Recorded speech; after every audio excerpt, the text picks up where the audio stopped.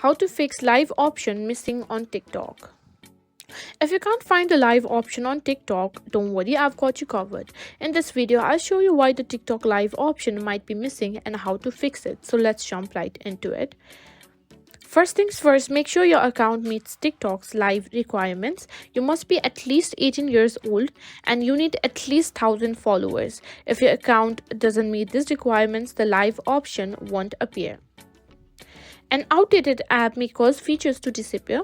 To update TikTok, go to the App Store or Google Play Store and simply search for TikTok. And if there's an update available, simply update it. Once updated, restart the app and check if the live option appears.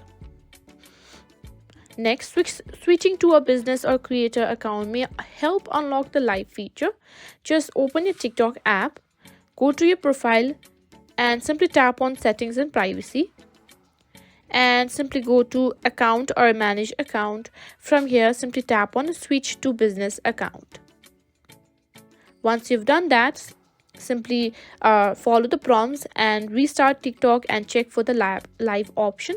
This works for some users, so give it a try. Now, if you have Android, you can simply clear cache of TikTok.